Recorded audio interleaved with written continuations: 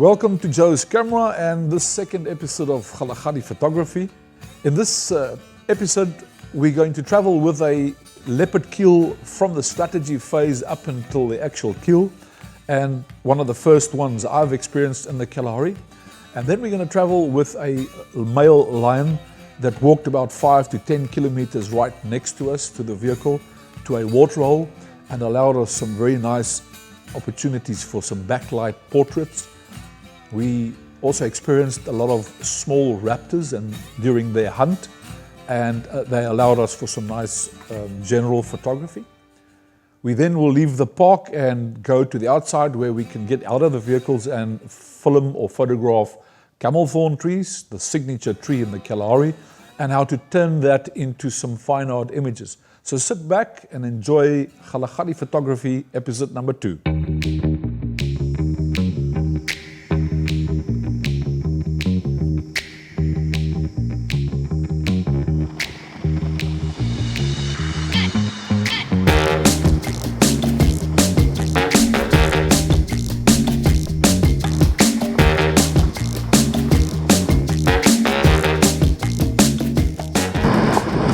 Came out to look for a leopard.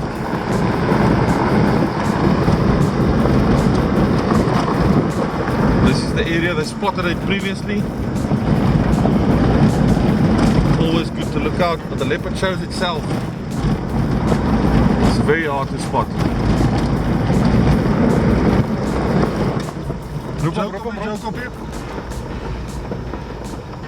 So when we saw the leopard first, it was on the right-hand side. In other words, we were on our way to Nossob on the right-hand side, and the sun was shining very nicely on it, and it was walking right in a plane with us, so we didn't have any depth of field problem. You know, we could have stuck it on f4, f2.8 if we wanted to, but it was walking back towards Twee Rivieren side, towards the tree, and then all of a sudden it stopped for a while, and we set up the cameras, and then it started walking back, and it went back, and we started following it. And as soon as I saw that its eyes were locked into the left-hand side of the road, or against the sun, I stopped immediately, and I said to Harris, which was on the other side, let's just stop and give it a chance, because I could clearly see that we could interfere with the hunt, and thinking about it later, if we actually drove another 10 meters, the jackal would have seen the leopard, and therefore we could have actually stopped the leopard from killing the jackal. We did not see the jackal, but the leopard knew exactly what the vantage point was. It saw the jackal behind the bush, and it picked a line of sight right below the sun, so that it could see the silhouette of the jackal behind the bush, and it was crawling up, and we could clearly see, although I could not see what it was heading towards. Harris moved the vehicle a bit back, and he was then in line of sight with the leopard. So another good thing that we've done between of us coordinated is I instinctively refused to go further, because I could have maybe just, I could have also obstructed or allowed the jackal to see the leopard, or distracted the leopard from hunting. But Harris was in the vantage point, and I knew he saw what was behind the bush, and I thought, let me roll from this angle, hoping that he would get some video or still footage from the action. But we didn't see that it was actually a jackal that it was crawling up to. So this is a typical example of the success of a leopard that takes the biggest variety of prey than any other predator in the Kgalagadi, and I think in the rest of Africa as well, because it loves jackal, as you can see over here, and the black-backed jackal. And besides the brown hyena, it's got the most varied diet of all the predators.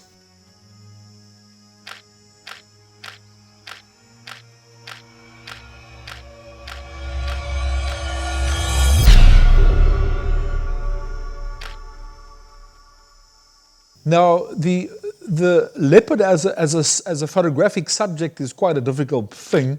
It's probably the most difficult. So you can regard yourself as lucky if you see leopard.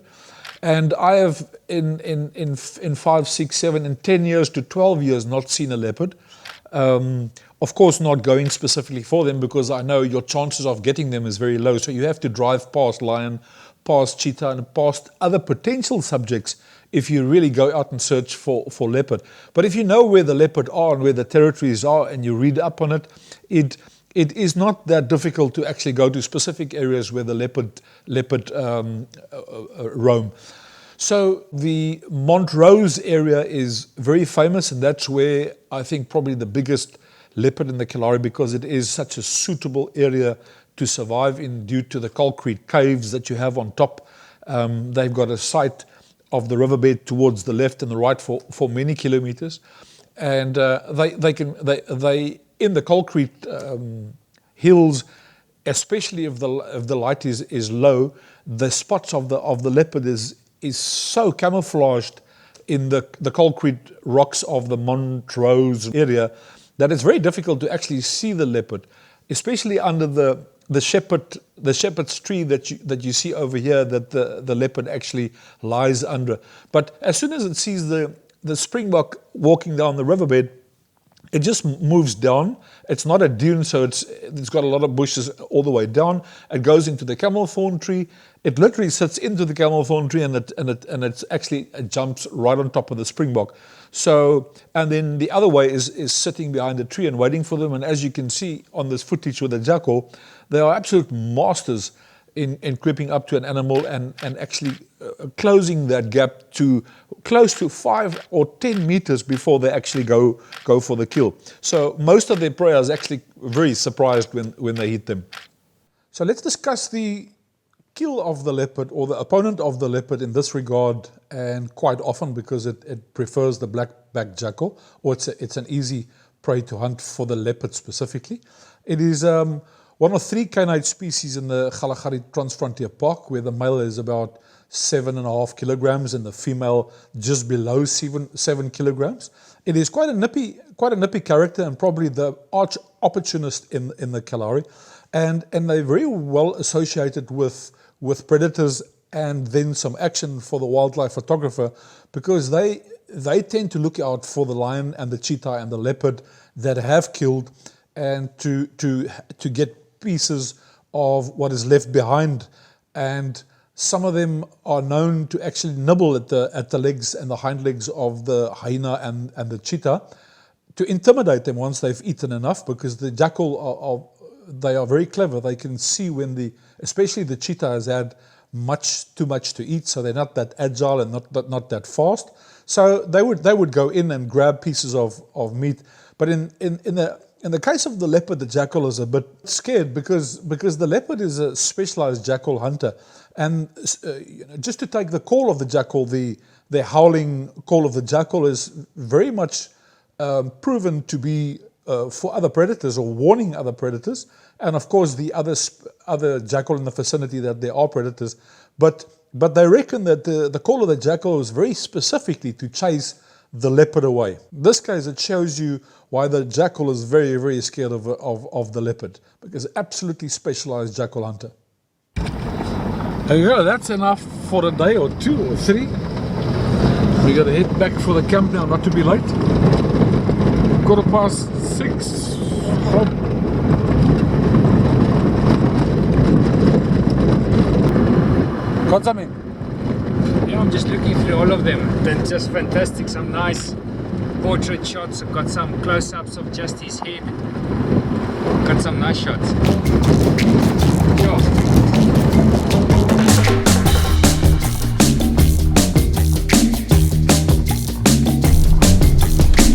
That's right.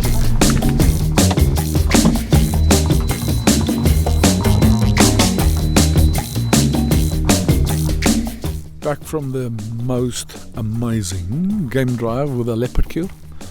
Back in the camp, the people starting to make fires already. Moon is in the sky. And we can start packing out all of the gear.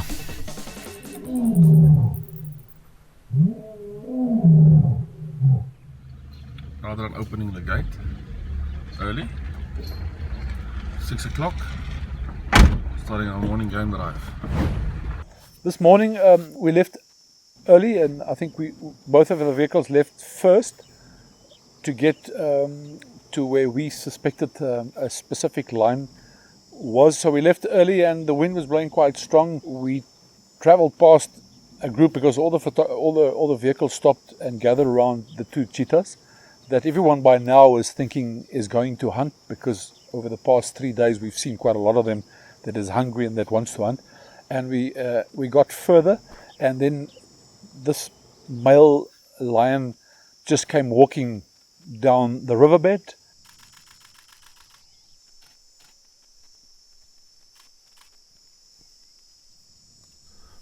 Got a nice male lion. Walk alone on the riverbed. It's quite cool still.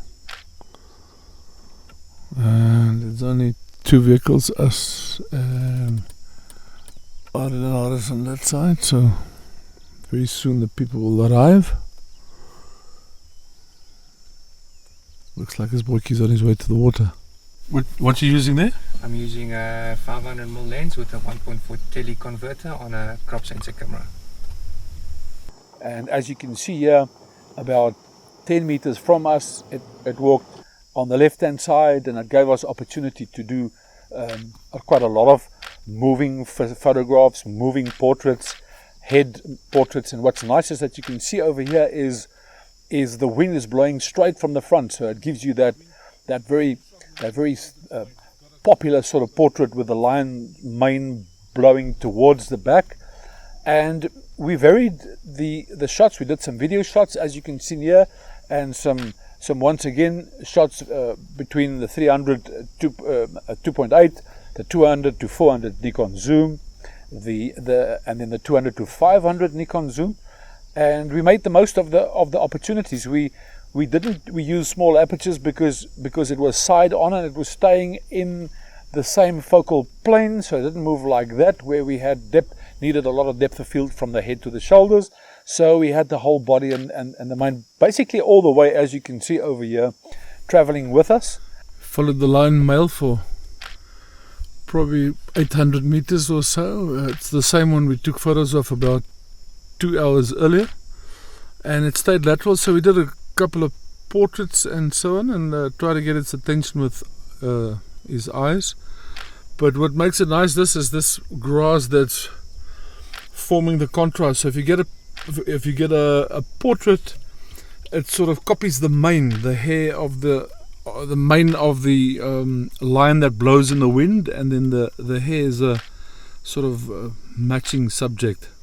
Of course, it was against the light, so a quarter of a half stop would be fine, because our line was more than about 60% of the subject in the frame. We're still following the male lion. I think it's on its way to Raptors area, and we've been wanting for it to look towards us, and we're still using the grass and the wind in the mane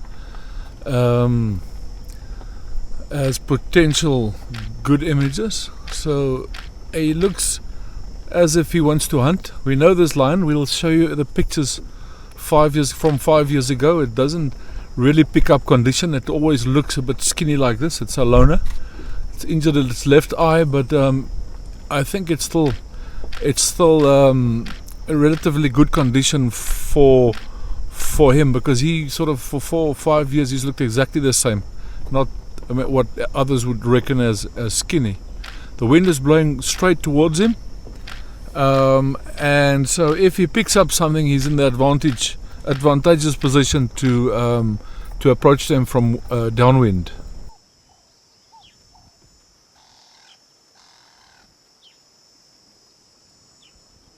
So this is KK Waterhole, and we followed the line all the way to here, and this is exactly where it must drink. So we must position ourselves so that if the other cars see it, they're not going to block us. There's only one vehicle currently, and he's doing bird photography. He's been here for a couple of days. I think let's pick this very first spot, because the line is coming all the way upwind.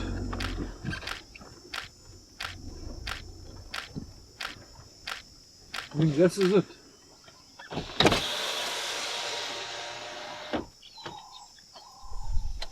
interesting point and something to throw the dice at as the wind is blowing relatively exactly in that direction. And there's two Egyptians, so if the sun is a bit, the shade is towards that side. So if it goes to the point and it drinks, or to there and it looks at us, and over there it's good, but if it goes and stands with its bum towards us, it's going to be useless. So at this stage we're throwing dice and hoping that it's going to stand on that side and not go past that bush, because that's also not going to help us. And luckily there's still only one vehicle, but they will arrive soon. So here it's coming.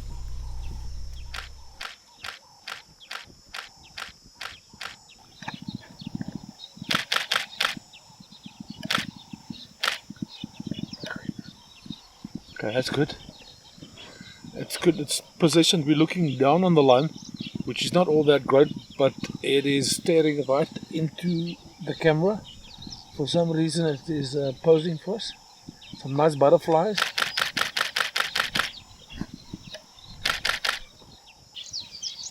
So that one there, you can see the wind's blowing nice, the same direction as the grass, gives you a bit of a action. And let's look at the clarity. If we zoom in, it looks pin sharp. Look at the injury in the eye, typical Kalahari line. A lot of character.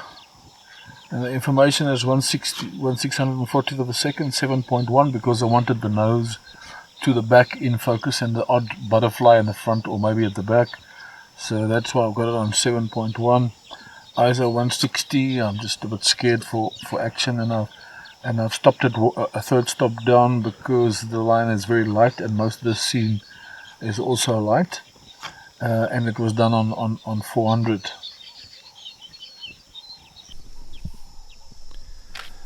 This boykie has been standing here now for I think most of 15-20 minutes, non-stop drinking, and he seemed a bit thin, but it looks like he's now filled his gut up and look in a much better condition.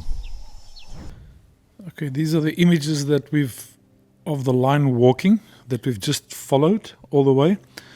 So here we can see he's walking. And we get what you normally want is you got this mane blowing towards the back. It gives you a nice action and it opens up the eyes. And the grass is very nice with the mane. It is a bit skinny and so on. And you can see there is a porcupine that is eaten over there that's got that put the blood in his mouth over there. And that's what you normally get. A lot of these lions has got a lot of scars, not necessarily because of the fighting, but because of the absolute preference for porcupine. And there we start getting a nice action with the mane. The legs are open, he's actually moving. It shows you good. The background is out of focus. There's the one that you selected over here because it's got a side-on profile. What you've done over here, Aris, is done a layer mask and edited in Photoshop. He'll do the screen recording of what he's done over there. The next one is cut out to give us or washed out the background to accentuate the actual line, so that we can do sort of licensed discs or stuff with it by completely removing the background. And then of course you can do a black and white of that very same image. And we like this. It works very well with a metal print on aluminium. Because the black stands out and all the white areas then becomes silver.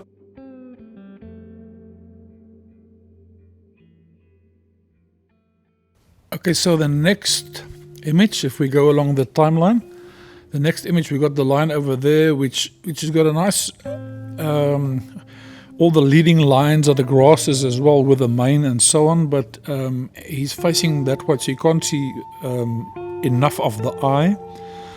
And this one is a bit closer. He's starting to open his mouth, which gives you that typical lion feeling. The mane is good, the grasses are good, and it's a difficult exposure if you can see the white grass. And then of course there's about a 3.5 stop difference between the lion exposure, the body, and then the white grass. And then the next image, very similar. And over here, I've got one that I like because of the open legs over here. Also, just the grass doesn't cover the two legs, but in between also the grass. The mouth is now starting to open. The mane's good. So this is one image that we will have to work. So the next image. It's going to be is the one that you've taken? Yeah. So this is the one that I like. We've cropped a little bit, but it accentuates what we've said about the lion, but there's not a lot of the eye, so I think we can do another one, but Haris will show you on Photoshop what he's done to this one over here. Okay, this lion, same lion. Towards the left, you can see it's looking towards the right, and it's got too much rib sticking out, a bit of grass in front, some even grass at the back. He's looking more towards us, but he hasn't got a very nice profile face. It's a older lion. He's got a lot of scratch marks, but for some reason he's got a bit of a skinny face. It's just loading up there on the 800. Okay, so what we do is we take the one. We take that one. It's got a nice side on profile. Also the grass that leading lines towards the left, the same as the mane. And Haris will just crop it and do a black and white profile image for us on Photoshop.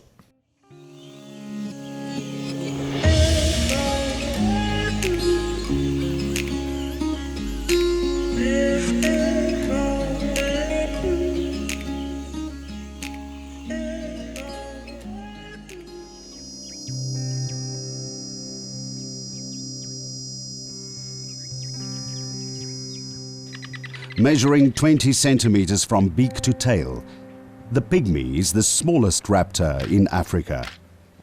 The weavers allow him to occupy some of the chambers in the nest for the sake of protection against smaller snakes. High camelthorn branches allow these small raptors to have a 360 degrees visibility. The red-necked falcon, lanner falcon, and the chanting goshawk can be seen almost daily along the riverbed. The red-necked falcon is less common and best spotted at first light and at sunset. But the openness of the riverbed makes it the best place to observe these swift hunters of small birds. Lanner falcons use camelthorn trees and windmills to attack from. They prey on birds, frequently drinking at waterholes, such as sandgrass. They dislike other raptors within their hunting areas and vehemently defend their territory against other raptors, such as the goshawk. Chanting goshawks, the larger of the small raptors, are easily spotted along the riverbed and adjacent dune veld, where they perch in prominent places. Unlike the other two raptors, the chanting goshawk spends a lot of time sitting and waiting to spot rodents, reptiles and snakes. On our way to the Kgalagadi Lodge, so we just checked out at Twee Rivieren and then headed to the Kgalagadi Lodge, which is about 5 kilos outside of the gate, and a very nice stop to get some nice fresh produce, fresh baked bread, and a very nice station or nice stay over, but we needed some refreshments and stuff for the farm. Dr. Paul Schubert joined me on this 4-day Kgalagadi trip, and let's hear what he says about the general opportunities within the Kgalagadi for photographers. Just give me a summary of what you think of the Kalahari. I think the amount of photographic opportunities has been huge, from big animals like lion, leopard, cheetah, that everybody wants to photograph, down to the very small animals that we photographed, the agamas, the lizards, to the plants, with the colors in the Kgalagadi that's absolutely beautiful, contrasting the desert conditions with color. We've had also nice variable weather, from extremely hot to nice cool breezy conditions. Photography wise, we've done a lot of backlit photography, just mainly because of the nature of the placement of the road to the riverbed. But what's great is that the animals are relatively in the open, and they can actually come very close to you, so you don't need big lenses, but they actually can come very close to you. And the action's also been, so you can go from very slow portrait-like shots to fast-moving action type shots, which has been absolutely fantastic. So there's big variety, caters for practically everybody. It's been absolutely amazing. We've had animals lying down, running, jumping, hunting. It's actually quite fantastic.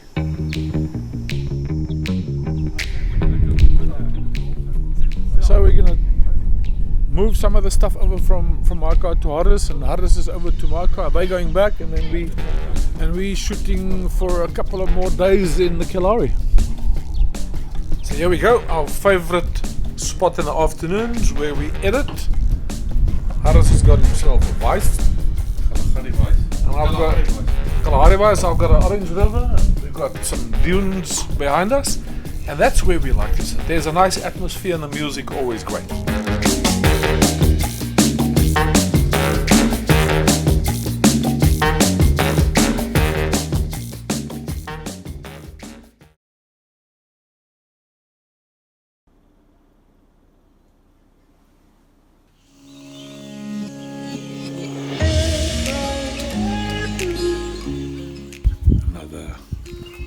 Beautiful Kalahari morning. Look at the sunrise.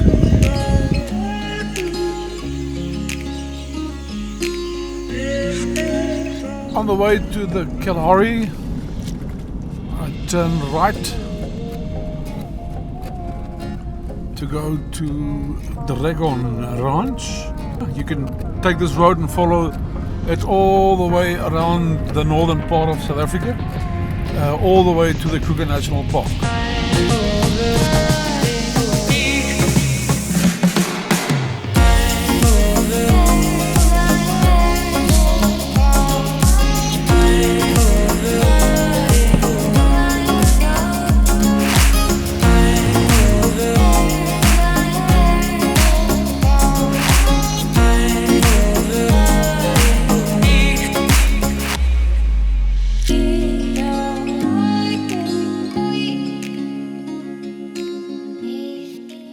So we have a very nice product outside the park where we do specifically landscapes with camelthorns, astrophotography and so on, and you're free to roam and select your foreground as you wish without the restrictions of the park.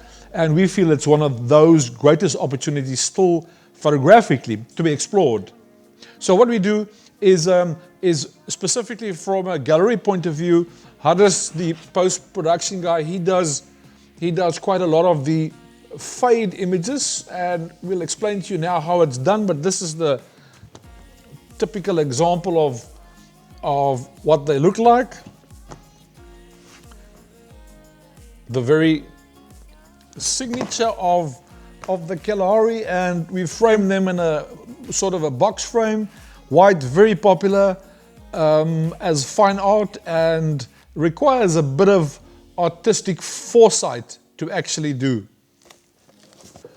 What needs to happen is you need to actually try and get the image that is quite cleanish around the back, because it's very difficult to go and clean up in Photoshop in between of these branches. So what we do is we underexpose quite dramatically in the camera itself or post-production, and then if there is the odd branch or so, we take it out, but it is an image that you need to select correctly. As you can see over there, you can remove some of the foreground interest over there, but over there it's basically the sky that's burnt out with curves, and we'll at some stage go in more detail about that.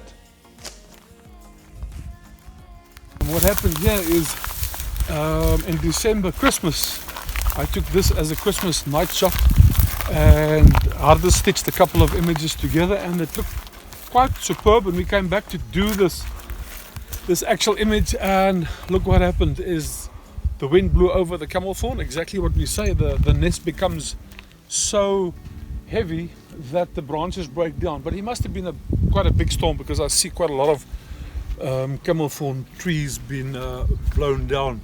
But now you can see a sociable weaver's nest right up.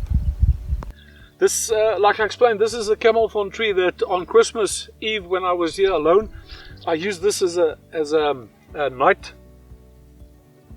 photography subject, or low light subject, or star trails, or call it what you want. And this boykie was still up there, and the sociable weavers were quite active. And this is a typical example of what happens with the Camelthorn trees when the sociable weaver nest gets very heavy, is they actually break down branches like that. With a strong wind in the beginning of summer, this is what happens. We found 2 other trees that were here in December, and it's blown down. But I mean, this is a good example of what the sociable weaver's nest look like from right below them. That's the angle that you normally don't get, because they'll be coming in from the bottom with the twigs and so on. And over here you can see one of the nests is white, and that's where the Pygmy falcon was living in. And one of them, I don't know if you can see it from there, we'll show you one now. But this is a colony of about 100, 150 sociable weavers that lived in this nest, and they just disappeared. And I'd like to see where they started fresh.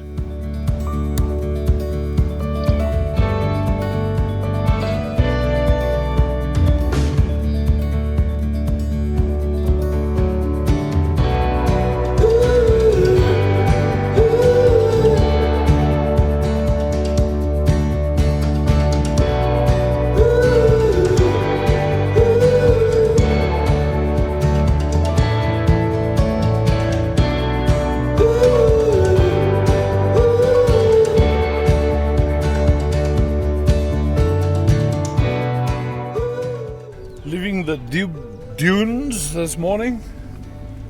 Seems like there's a bit of cloud outside there, so maybe the rain's closer, and we're heading for Ascom.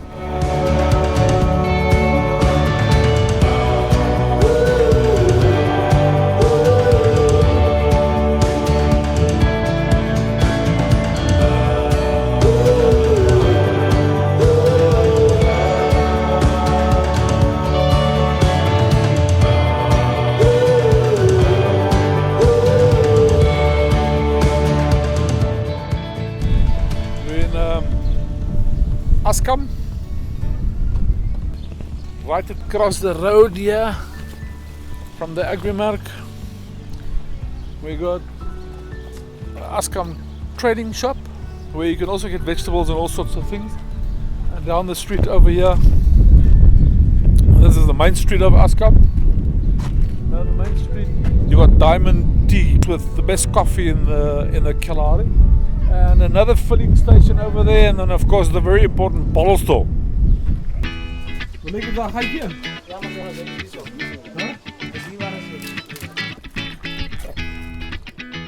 Dit is waar. Ek kom nog even.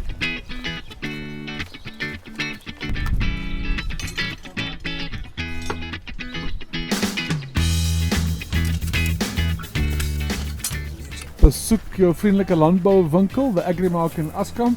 And that's exactly what we've seen. You know, the guys fixed within 5 minutes. They fixed my tires over there, Cyril and his partner, and we can go. 6 minutes and off we go. So on our way to Uppington from the Kgalagadi.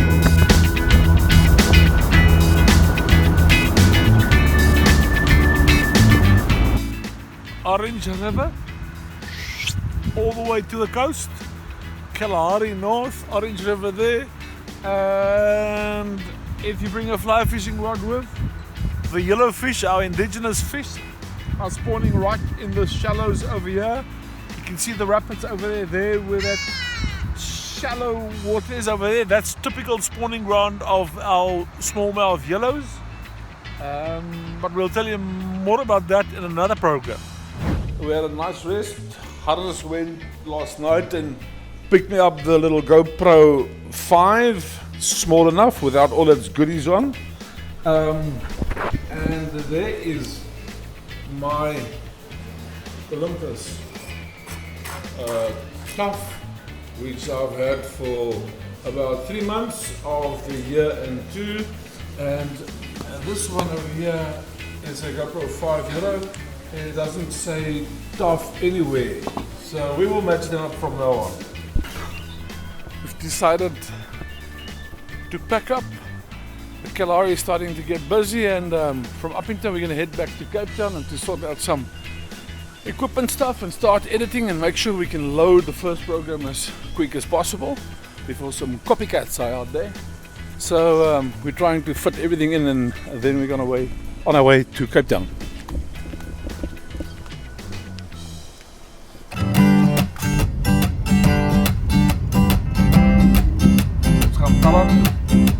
Let's go to Pella.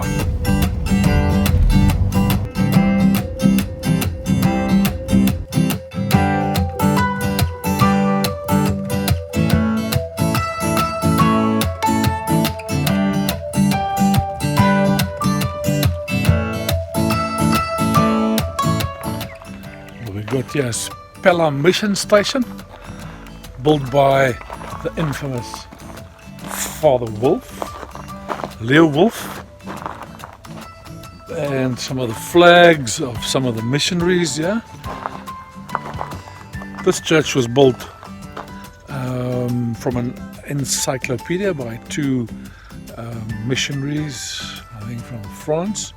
And as you can see, the whole area is full of palm trees, date palm trees. One of the first date palm trees in the country.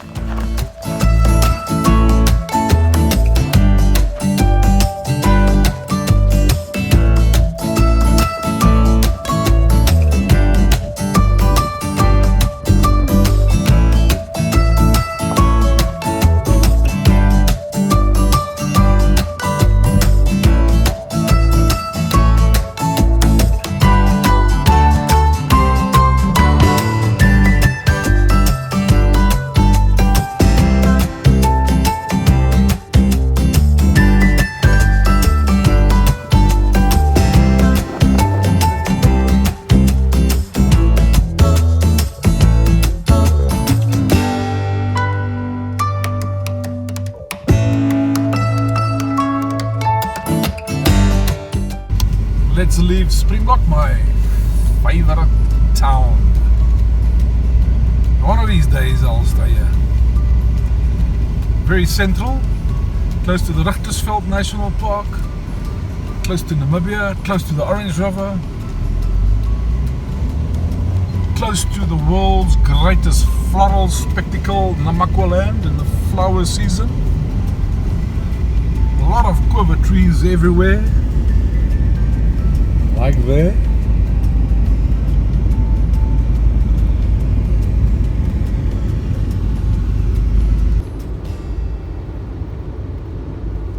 Well, there you have it. Thanks for traveling with me on Joe's camera on this episode of Kgalagadi Photography. Hope you enjoyed it just as much as I did and my team did. And keep on following us on Vimeo, and tell all your friends to keep following us on Vimeo to make it possible to do another episode of Kgalagadi Photography on Joe's camera.